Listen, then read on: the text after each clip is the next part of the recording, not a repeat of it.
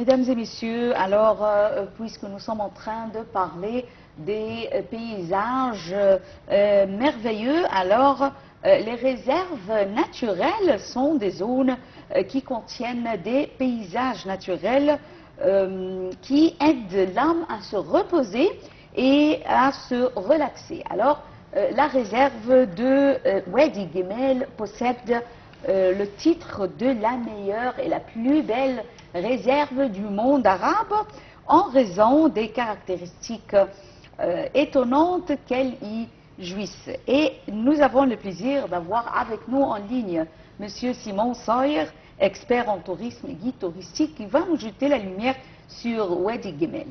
Bonjour M. Simon Sawyer, bienvenue. Bonjour et bienvenue. Tout d'abord, où se situe Wadi Gemel ou la réserve de Wadi Gemel? Alors, la réserve de Wadi Gemel, comme vous l'avez bien dit, est l'une des réserves naturelles les plus importantes de l'Égypte. Et elle se situe dans la région de la mer Rouge. Elle se distingue par une biodiversité incroyable et de paysages naturels étonnants. Et il y a plein de touristes qui sont intéressés pour y arriver. Cette réserve qui se trouve dans le gouvernorat de la mer Rouge se trouve exactement entre la ville de Marsa Alam et la mer, et elle couvre une superficie d'environ 7500 km². Et on peut dire qu'elle s'étend sur toutes les côtes maritimes de la zone jusqu'aux montagnes de la mer Rouge. Et son emplacement, il est très stratégique vu qu'elle est très proche de la mer et elle est très connue depuis l'époque pharaonique, et aussi bien qu'elle a été une réserve, on peut dire une zone très connue à l'époque ptolémaïque et non pas seulement à l'époque pharaonique. Elle a une biodiversité qui est vraiment incroyable. Dans cette biodiversité, elle est très riche par plein d'espèces rares, comme par exemple la gazelle, qu'on appelle la gazelle d'Orcas.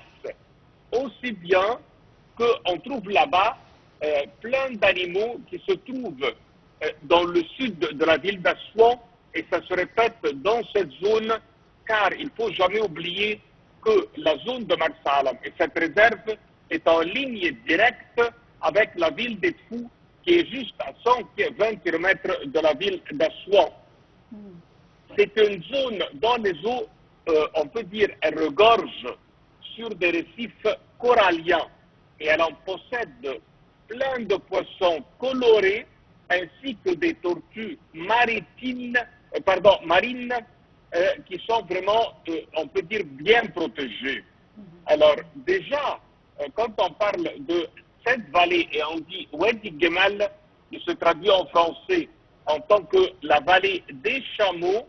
Le nom vient de la région elle-même, car localement on peut dire que cette vallée était un passage des caravanes de chameaux qui l'a traversée. Et c'est la zone qui a abrité plein de chameaux sauvages. Ces richesses sont incroyables et elle a une importance écologique très importante due à sa biodiversité unique, et aussi bien qu'elle a un écosystème maritime et terrestre d'une grande importance et essentielle. Et nous, on travaille beaucoup sur la préservation de ces espèces rares, aussi bien la protection des récifs coralliens. Alors, on a une grande nécessité vraiment pour y être présent à l'intérieur, et l'État, il a plein de plans pour la vallée là-bas.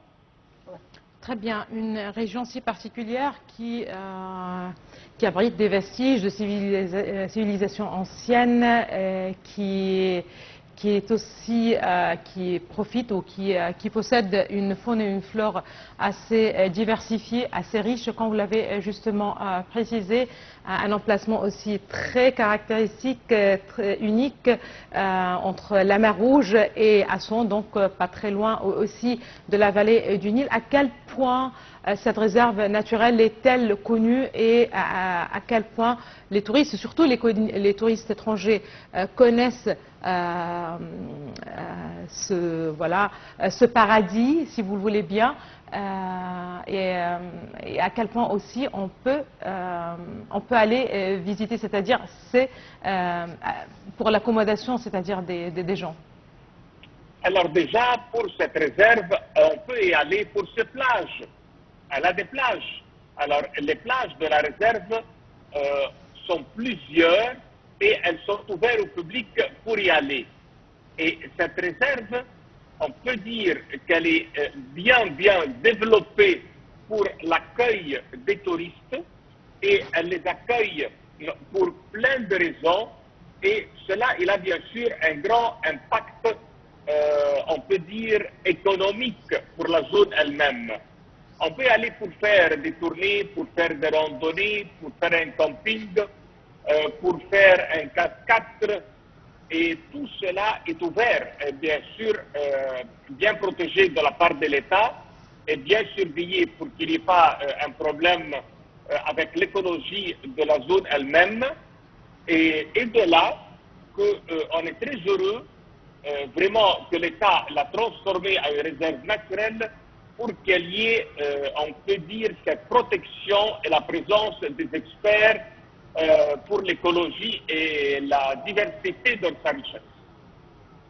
Oui, Monsieur Simon El Saïr, est-ce qu'il y a des gens qui habitent dans cette réserve?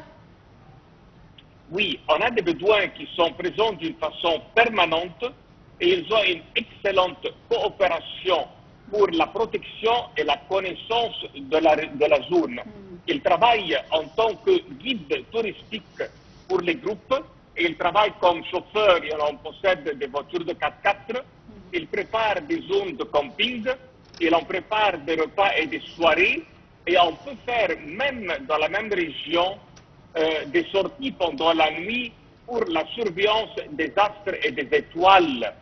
Et de là que les Bédouins sont experts pour toutes les directions et pour tout ce qui est, on peut dire, terrestre et astronomique. Et c'est eux, grâce à eux qui résident dans la région, que la zone, on peut dire qu'elle est bien connue et qu'on arrive à réaliser des grandes réussites avec les touristes. C'est plus facile de se rendre, de visiter Wadi El Gemal au départ d'Assouan ou au départ de Marsa Alam? Parce que, de Marsa Alam. De Marsa Alam. Oui, ça c'est la meilleure zone pour démarrer. Vous faites un logement avec bien sûr des belles promenades pour la plongée, snorkeling et autres. Et ensuite vous passez pour la réserve pour faire votre tournée. Et c'est excellent vu que c'est encore vierge. Il y a très peu de gens qui arrivent là-bas pour faire leur tournée. L'aéroport n'est pas très fréquenté, il y a une bonne présence des hôtels et tout, mais c'est encore loin d'être, on peut dire, submergé comme Hurghada ou Sharm el-Sheikh. Très bien. Est-ce que c'est possible d'aller visiter Wadi El Gemal sans des guides, sans qu'il y ait une visite guidée, si je peux le dire? C'est-à-dire, est-ce que c'est possible de se rendre, si on est à Marsa Alam, de se rendre pour aller exploiter la réserve soi-même, ou ça doit être dans le cadre d'un groupe, ça doit être des visites guidées? Non, vous pouvez aller vous-même vraiment pour visiter la région sans le moindre problème. Car on peut dire qu'on a pas des guides, mais on a des brochures et des routes pour les randonneurs. Et il y a plein de points de protection pour les gens et facilement vous pouvez se promener et faire un séjour merveilleux. L'effort qui a été fait là-bas, il est vraiment, on peut dire, unique par rapport aux autres réserves qui se trouvent dans le pays. Super. Oui. Nous tenons à vous remercier infiniment, Monsieur Simon El Saïr, expert en tourisme et guide touristique. Et merci Donna, c'est la fin de cette édition. Mesdames et messieurs, merci. Nous arrivons à la fin de cette édition de notre programme Bonjour l'Égypte. Mais avant de vous quitter, nous allons voir ensemble une autre chose, puisque nous sommes en train de parler du tourisme et de la beauté de l'Égypte. Voilà, donc de la mer Rouge, direction la côte nord de l'Égypte, plus précisément la ville de Ras el-Bal, qui se trouve justement pas loin de la Méditerranée, un point d'intersection, si vous le savez bien, le delta du Nil, une ville très aussi sympa, très particulière. Cette ville de Ras el-Bal est une ville portuaire, si vous le voulez bien, et qui se situe, comme je viens de vous le dire, dans le gouvernorat de Damiette, au bord de la Méditerranée, marque l'intersection entre le Nil et la Méditerranée. Il faut dire que le Nil, certainement, ça donne dans la mer Méditerranée, et là, Ras el-Bal, c'est un point d'intersection.